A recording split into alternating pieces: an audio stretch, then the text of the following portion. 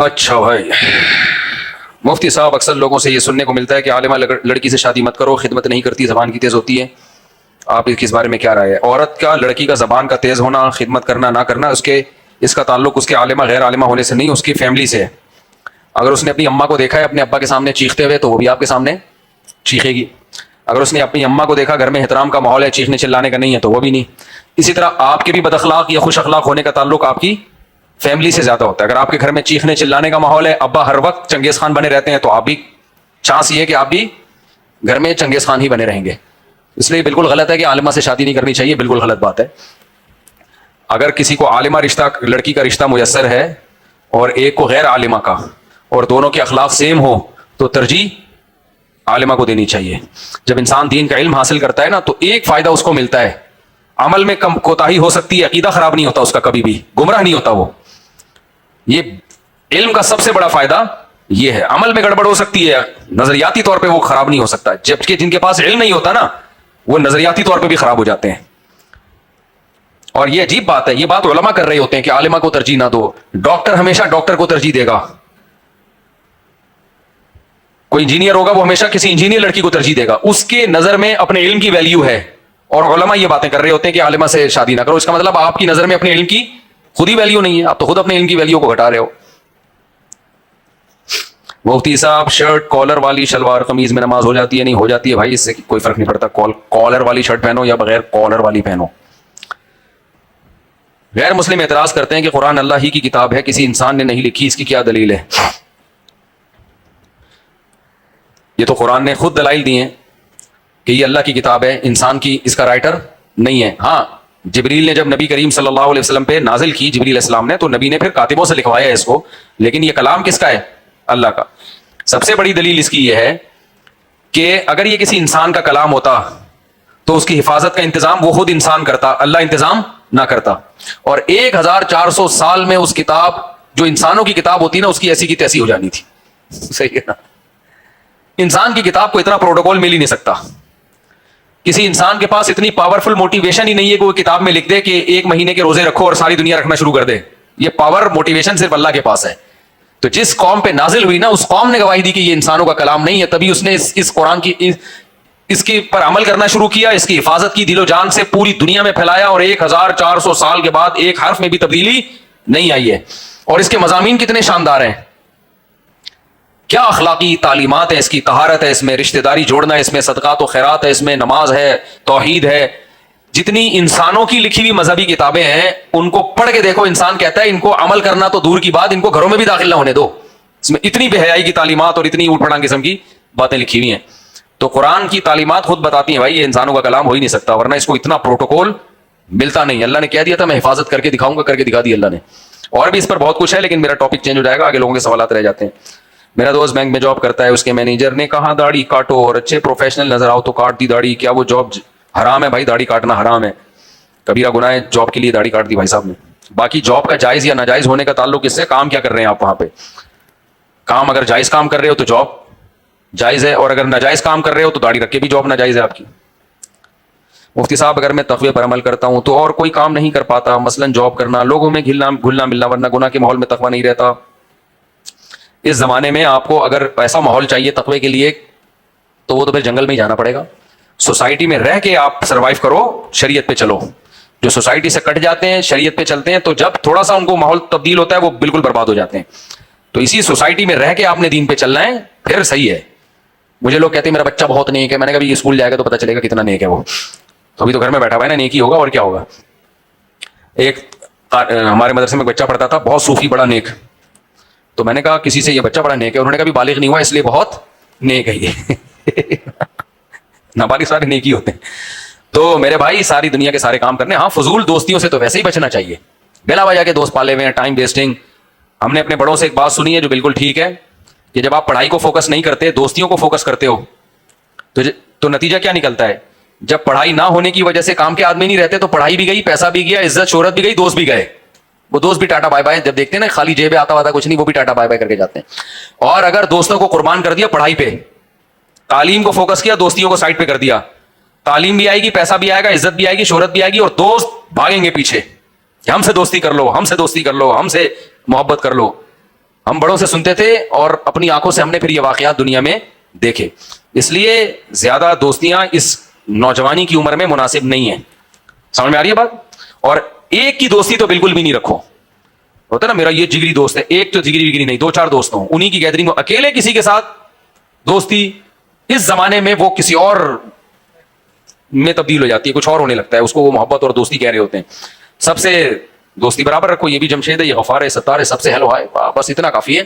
اس سے زیادہ فری ہونے کی ضرورت نہیں ہے. فوکس کس کو کرو؟ پڑھائی کو. اور پھر دوست بناؤ اپنی بیوی کو. جب شادی ہو جائے گی ساری محبتیں اس کو دو. اکثر یہ دوست ڈانڈے لپاڑے جو زیادہ دوستیاں لگاتے ہیں شادی کے بعد بیوی کو ٹائم نہیں دیتے. یہ 4 دن دلہن کے پاس گزاریں گے, اس کے بعد وہی گٹر کے ڈھکن پہ جا کے اپنے دوستوں کے ساتھ بیٹھیں گے جا کے. پھر نہ بیوی کو ٹائم دیتے ہیں, نہ بچوں کو ٹائم دیتے ہیں, گھروں میں ان کے ناچاتیاں ہوتی ہیں اور بڑے معاملات خراب ہوتے ہیں. تو اس لیے اپنے جتنے کلاس فیلو ہیں, کلیگ ہیں جتنے, کبھی کبھار ٹھیک ہے ہیلو ہائے, چلو کبھی کبھار کھانا پینا بھی ہو جاتا ہے, چل یار آج شنواری چلتے ہیں, بس زیادہ نہیں. فائدے کے بجائے اس کے نقصان کیا ہیں؟ زیادہ ہے. یہ اس عمر میں ٹین ایجرز جو ہے نا, ان کی بات کر رہا ہوں میں. پھر جب پکی عمر ہو جاتی ہے پھر کوئی نقصان نہیں ہوتا. یہ کچی عمروں میں یہ دوستیاں خطرناک ہیں, کوئی فائدہ نہیں ہے.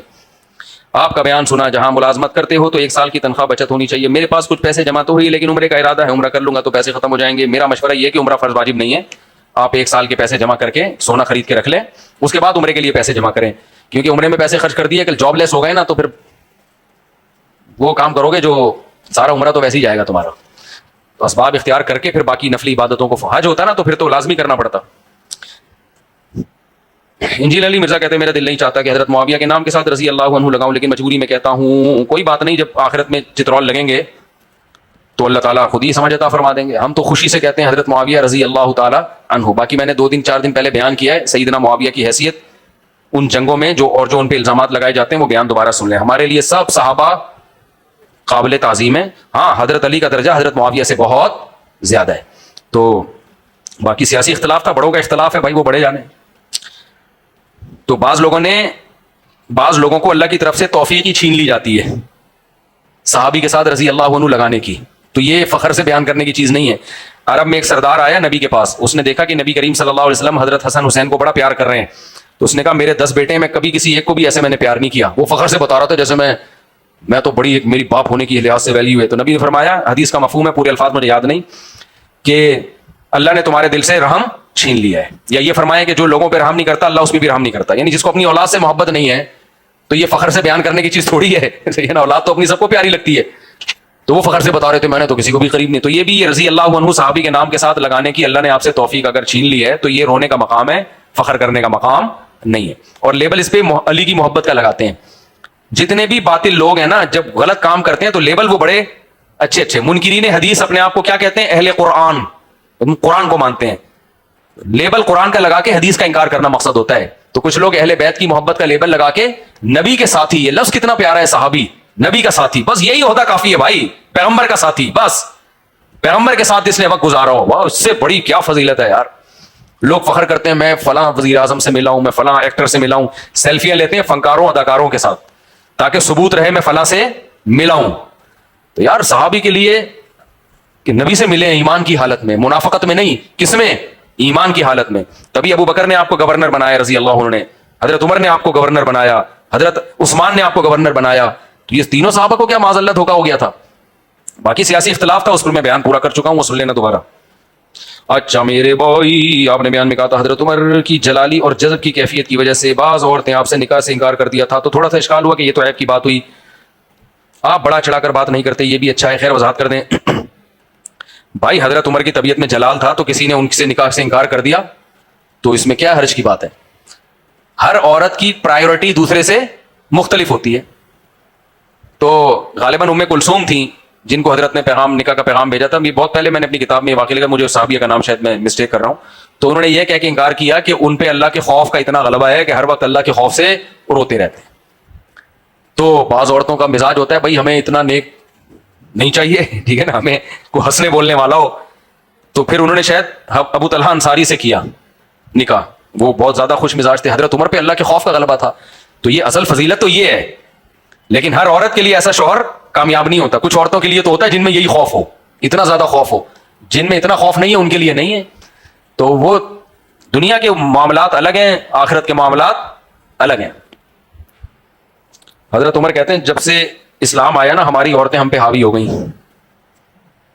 اسلام نے عورتوں کو اتنا پروٹوکول دیا ہے کہ پہلے تو ہمارے سامنے حضرت عمر کے سامنے تو کوئی سوال ہی پیدا نہیں ہوتا. عمر بن خطاب جیسے باروب شخصیت کے سامنے ان کی بیوی اونچی آواز میں بات کرے. کہتے ہیں جب سے اسلام آیا ہے تو ہماری زوجہ نے بھی ہمارے سامنے اونچی آواز سے بات کی ہے. اور کہنے میں نے ان کو ڈانٹا تو انہوں نے کہا آپ کی بیٹی کا نبی کریم صلی اللہ علیہ وسلم سے کسی مسئلے پہ اختلاف ہوا ہے تو اور نبی گھر سے چلے گئے ہیں. تو مطلب یہ کہ جب وہاں ہو سکتا ہے آپ اپنے آپ کو نبی سے بھی آگے سمجھ رہے ہو. اچھا میرے بھائی سنا تھا کہ صحیح اہل حق عالم کی پہچان ہے کہ وقت کے بڑے بڑے علماء کا ان سے تعلق ہو, تو اس کی وضاحت فرما دیں کیونکہ آپ سے بہت سے علماء اعتراض کرتے ہیں. کون علماء؟ بڑے علماء میں کوئی بتاؤ مجھ پہ اعتراض کرتا ہو تو مجھ پہ اگر اعتراض کرے میرے لیے تو بڑی سعادت کی بات ہے, میں وہ غلطی فوراً چھوڑ دوں گا. بڑے علماء میں کوئی کہیں یہ چیز اس میں غلط ہے, میرے لیے تو بڑی سعادت کی بات ہے یار کہ ہمیں لفٹ کرا رہے ہیں, کہ ہماری غلطیوں کی پہ تنبیہ کر رہے ہیں, میں انشاءاللہ فوراً چھوڑوں گا وہ غلطی. تو بڑے علماء کی اب تک میرے علم میں ایسا نہیں ہے کہ حضرت مفتی تقی عثمانی صاحب دامت برکاتہم العالیہ سے میں 2 سال پہلے ملنے گیا تھا حضرت کی خدمت میں. حضرت نے چند نصیحتیں کی تھی وہ میں نے پلے باندھ لی ہیں. اللہ عمل کی توفیق دے. میں یہ نہیں کہہ رہا کہ عمل کر رہا ہوں میں. حضرت نے فرمایا شہرت کی وجہ سے انسان کے خراب ہونے کا خطرہ بہت زیادہ ہوتا ہے, تو کبھی بھی یہ شہرت کے نشے میں نہیں آنا, ہمیشہ توجہ کس کی طرف رکھنی ہے؟ اللہ کی طرف. تو مجھے لگا کہ یہ واقعی مجھے اس پہ عمل کرنا چاہیے. اللہ کرے عمل کی اللہ توفیق دے. ہمارے بڑے جو ہیں وہ کر دیتے ہیں جب بھی کوئی نصیحت بہتر سمجھتے ہیں, اور ہمارے جو شیخ مفتی عبدالرحیم صاحب ہیں جن سے میں بیعت ہوں وہ تو آسرا ہی نہیں کرتے, وہ تو پورا طبیعت کے ساتھ دھو دیتے ہیں سامنے والے بندے کو. مجھے یاد ہے ختم قرآن تھا 8-10 سال پرانی بات ہے, 8-10 سال سے بھی شاید زیادہ 11-12 سال ہو گئے ہوں گے. ادھر ایک بچہ تھا 18 سال کا, اس کو اس کے شیخ نے خلافت دے دی. 18 سال کے بچے کو خلافت مل گئی, کس کی طرف سے؟ اپنے پیر و مرشد کی طرف سے. اس بچے کو میں نے بلایا, میں نے کہا بیٹا ابھی آپ کے کھیلنے کودنے کی عمر ہے, خلافتوں کی عمر نہیں ہے. آپ کے شیخ نے جو آپ کو خلافت دی ہے تو یہ شیخ ہی کے صحیح ہونے کی علامت نہیں ہے, اس کا مطلب شیخ صاحب بھی بس خلیفے بڑھانے کے چکر میں ہے. تو میں نے کہا آپ اپنے اعمال کو فوکس کرو, بھی بچے ہو, بگڑنے کا خطرہ ہوتا ہے نا اس عمر میں, اتنی بڑی بڑی ذمہ داریاں لگ جائیں. اچھا تو میں نے کہا یہ تو ڈانٹ کھانے کی عمر ہے, آپ کی غلطیوں پہ تنبیہ کی جائے. تو وہ بچہ واقعی دیندار تھا, اس نے کہا کہ آپ صحیح کہہ رہے ہو. تو خیر انہی دنوں میں رمضان میں میرا بیان ہوا ڈیفینس میں 27ویں رات کو. اچھا آپ کو پتہ ہے میرے طبیعت میں مزاح زیادہ ہے, ختم قرآن پہ بیان ہوا تو میں نے تھوڑا مزاح کا عنصر اس میں زیادہ ہو گیا, جو کہ نہیں ہونا چاہیے تھا. ظاہر ہے ختم قرآن کا موقع ہے, مرد عورتیں سب آئے ہوئے ہیں, تھوڑا سا میں نے لطیفے بطیفے تھوڑے اللہ معاف فرمائے زیادہ سنا دیے. اچھا لوگ بڑی تعریف, لوگ مل رہے ہیں ماشاءاللہ ماشاءاللہ بہت اچھا بیان کیا, بہت اچھا بیان, ہم بھی چوڑے ہو کے آ رہے ہیں ماشاءاللہ ماشاءاللہ بہت اچھا بیان.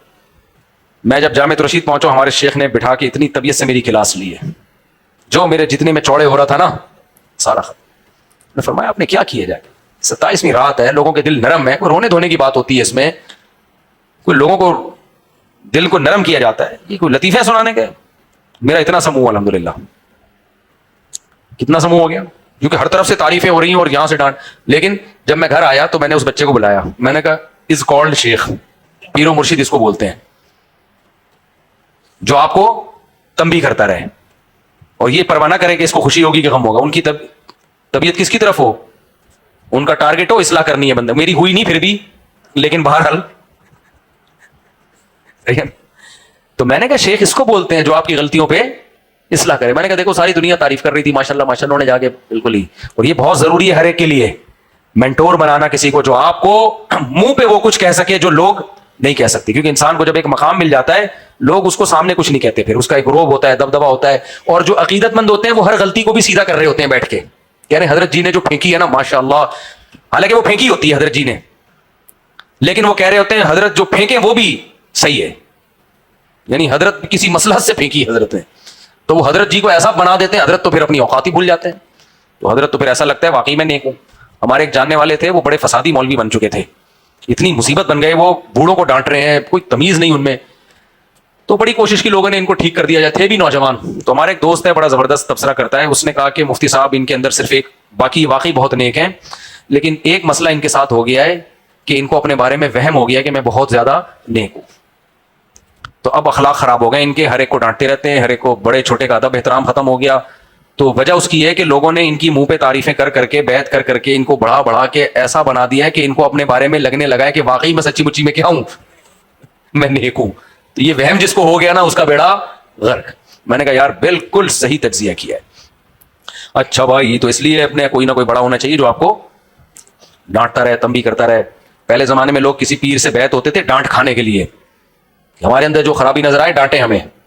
اور آج کل جب پیر سے بیعت ہوتے ہیں تو وہ اول تو پیر ہی 2 نمبر ہوتا ہے بہت جگہوں پہ, اور بیعت ہوتے ہیں تاکہ ہمیں خلافت ملے, ہم بھی یہ گدی چلائیں پھر آگے. وہ حب جا, حب مال, حب باہ کا علاج ہو, وہ سب گیا ایک طرف. پھر بیعت ہونے کے بعد خواب آنا شروع ہو جاتے ہیں, حضرت جی پیر صاحب میں نے خواب میں دیکھا فلاں بزرگ نے کہا یہ پیر بہت اچھے, پیر صاحب اور چوڑے ہوتے ہیں. پیر کہتے ہیں یہ والا مرید مکھن لگانے کا کیا ہے ماسٹر, تھوڑا ادھر آ کے بیٹھا کر, تو بیان میں قریب آ کے بیٹھا کر. یہ اس لیے نہیں بیٹھتے, انہوں نے کوئی خواب واب نہیں سنایا. تو پیر صاحب بھی چوڑے ہوتے ہوتے ہوتے ایک دن بیچارہ بیڑا ہی غرق ہو جاتا ہے. خدا کی قسم اپنی تعریفیں سن سن کے تو آدمی اپنے بارے میں وہم ہو جائے نا کہ میں نیک ہوں, اس سے بڑی ڈپریشن.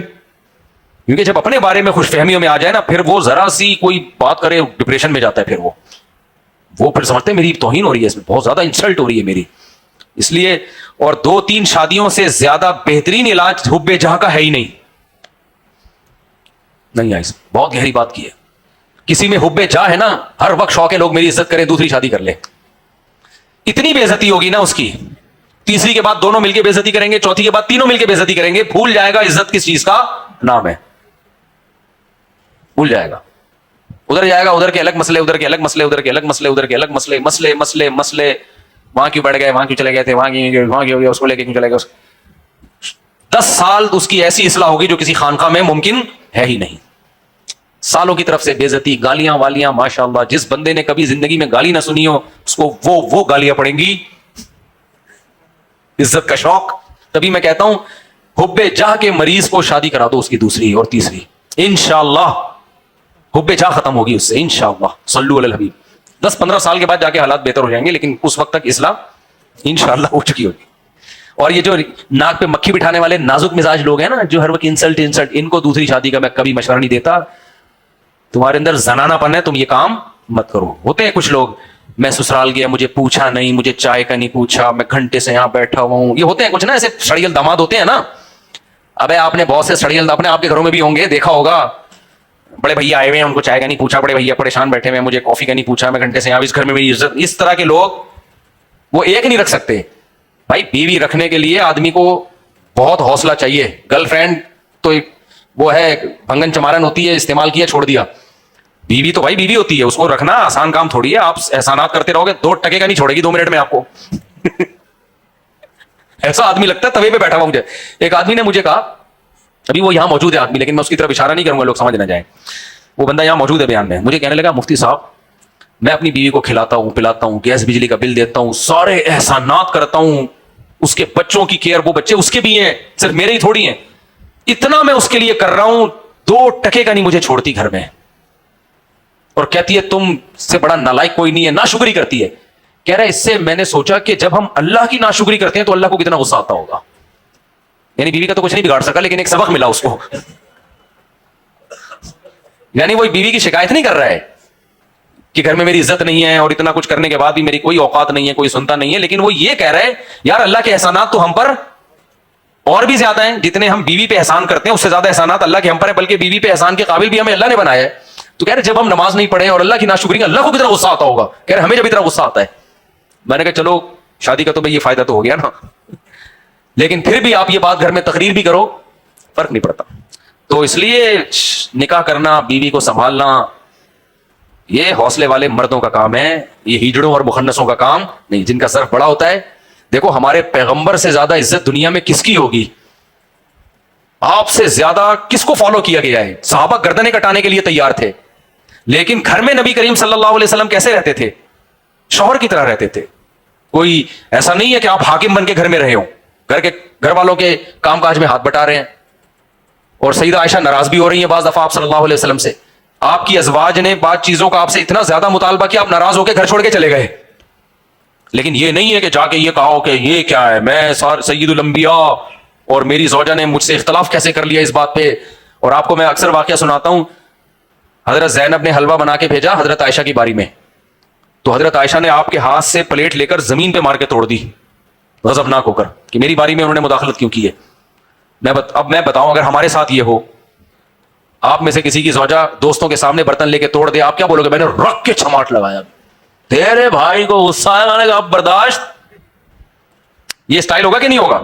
اپنے دوستوں کو واقعہ سنا رہے ہو کہ میری 2 بیویاں ہیں اور ایک بیوی نے حلوہ بنا کے بھیجا دوسری کی باری میں, اور تیری بھابھی نے باہر آ کے دوستوں کے سامنے, اس وقت پردے کی آیتیں نازل نہیں ہوئی تھی, دوستوں کے سامنے وہ پلیٹ زمین پہ مار کے توڑ کے جو ہے نا برتن توڑ دیا غصے بے, تو دوست بولیں گے تو نے کیا کیا؟ تجھے پتا ہے میری جو کھوپڑی گھومتی ہے تو تیرے کو پتا ہے, رکھ کے چماڑ دیا تیری بات. ڈرتا ورتا نہیں ہوں, بعد میں یہ نہیں کہ پھر سالوں نے کتنے چماٹ مارے تجھے, وہ اسکپ کر جائے گا. وہ کیا کر جائے گا؟ اسکپ. رکھ کے چماٹ مارا, کیا ڈرتا ورتا نہیں ہوں کسی سے؟ ابے بھی عورت ہے, عورت بن. یہ ہوتا نا اسٹائل. میں نہیں کہہ رہا خواتین ایسا کریں اپنے میاں کے ساتھ, دوستوں کے سامنے ان کی بے عزتی کریں, بہت بری بات ہے. لیکن سیدہ عائشہ کا تو معاملہ غیرت کا تھا نا, شوہر سے محبت کی وجہ سے ہوا. تو ہمارے نبی کا کتنا کنٹرول تھا اپنے غصے پہ, کیسے اخلاق, کچھ بھی نہیں فرمایا, بلکہ نیچے جھکے برتن اٹھانے لگے اور صحابہ کو اپنی زوجہ کے عمل کی توجیح کی. بھائی یہ بھی ہو سکتا تھا انسان دوستوں کے سامنے اپنی بیوی کی برائیاں بیان کرنا شروع کر دے, یار دیکھ لیا نا آج تو نے, دیکھ لیا. بھائی ہمارے ساتھ ہو تو ہم کیا بولیں گے, دیکھ لیا تیری بھابھی کیا کر رہی ہے, جگر ہے یا نہیں ہے, پھر بھی رکھا ہوا ہے, صرف مفتی صاحب کے بیان کی وجہ سے رکھا ہوا, ورنہ تو سوال ہی پیدا نہیں ہوتا. 2 منٹ میں چھوڑ, ٹائم نہیں لگتا میرے کو, ڈرتا ورتا نہیں ہوں. دیکھ لیا آج یہ ہو رہا ہے میرے ساتھ گھر میں. نہ نہ نہ, ہمارے نبی فیور کس کو دے رہے ہیں؟ اپنی زوجہ کو. صحابہ سے کہہ رہے ہیں غارت امکم, تمہاری ماں کو غیرت آ گئی ہے. کیا آ گئی ہے؟ ان کو برداشت نہیں ہوا کہ میری باری ہے تو سوکن کی مداخلت کیوں ہو رہی ہے, تو غیرت میں ہوا ہے, محبت میں ہوا ہے. تو یہ جگر جب تک نہیں ہونا, صحیح ہے نا, ظرف نہ ہو. لیڈر کے لیے بھی یہ ظرف ہونا. یہ جو ناک پہ مکھی بٹھانے والے باس ہیں نا, یہ کم بخت نہ کوئی کمپنی چلا سکتے ہیں, نہ یہ کم بخت گھر چلا سکتے ہیں, نہ فوج میں ایسا آفیسر اپنے ماتحتوں کو چلا سکتا ہے. مکھی بٹھانے والے نہیں ہوتے جو ہر وقت چھوٹی چھوٹی باتوں پہ وہ ایگریسو ہو جانا. نہ کاروبار کر سکتا ہے یہ.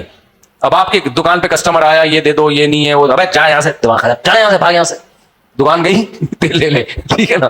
تو دنیا میں جس کی طبیعت میں لچک نہیں ہے, فلیکسیبلٹی نہیں ہے, وہ دنیا میں کوئی کام نہیں کر سکتا. تو یہ تکبر اور ناک پہ مکھی وکھی بٹھا کے ایک طرف رکھو. تبھی میں کہتا ہوں جانور پالو, اس سے تواضع آتی ہے. جب گائے لات مار کے اٹھا کے دور پھینکتی ہے نا, میں تو بکریاں پالی ہیں بچپن سے. ایک دفعہ مجھے شوق ہوا دودھ والی بکری, میں لے کر آیا تھن بھرے ہوئے اس کے, دودھ والی بکری. بھائی میں نے کہا فریش ملک پیوں گا, مجھے دودھ نکالنا آتا نہیں تھا. اتنی مصیبت سے میں نے انگڑیاں دے دے کے نا اس کی ٹانگیں اپنی ٹانگوں میں پھنسائی ہیں, اور جب میں نے دودھ نکال کے بالٹی بھری ہے, وہ کمبخت نے 3 دن کا دودھ روکا ہوا تھا, وہ لوگ روکتے ہیں ایسے, بالٹی لبالب بھری ہے, اور جیسے ہی میں نے انگڑیاں ہٹائی ہیں اپنی, بکری نے لات ماری, پورا دودھ نیچے. میں نے کہا لے بھیا, پہلا تجربہ ہی ہمارا کیا ہو گیا. تو جانور پالنے سے بھی انسان میں تواضع پیدا ہوتی ہے. جانور کو نہیں پتا ہوتا کون مفتی صاحب ہے, کون بریگیڈیئر ہے, کون کرنل ہے, صحیح ہے نا. مرغے کو بھی نہیں پتا ہوتا, نہ مرغی کو پتا ہوتا ہے. تو اس سے بھی تواضع پیدا ہوتی ہے. شادیوں سے بھی تواضع پیدا ہوتی ہے. 2 ٹکے کی عزت گھر میں نہیں رہتی. اور مشہور لوگوں کے تو شادی ناکام ہو جائے, میڈیا پہ عزت گئی ان کی, بیوی آ کے بیان دے دے گی وہ گئے کام سے, وہ ساری زندگی وضاحت ہی دیتے رہیں گے, نہیں میری غلطی, نہیں اس کی غلطی. یہ بھی ایک مسئلہ ہوتا ہے مشہور لوگوں کے ساتھ. تو اس لیے تمام چیزیں بے عزتی کے لیے بہت ہی بہترین چیزیں ہیں. تو یہ کریں آپ, اس سے آپ میں حب جاں ختم ہو جائے. لیکن ایک بات ہے, خوش زندگی اسی کو ملتی ہے جو تواضع پیدا کرتا ہے اپنے اندر. ڈپریشن نہیں رہتی اس میں. بار بار بےزتی ہو نا, بےزتی پروف ہو جاتا ہے انسان سے. ایسے کام نہ کیا کریں جس سے عزت جائے. یہ تو میں صرف ایک مثال دے رہا ہوں حب جاں سے بچنے کی, لیکن جان کر ایسے کام کرنا, برائیاں کرنا, یہ بری چیز ہے. سب سے زیادہ ہمیں حفاظت کا حکم ہے اپنی عزت کا.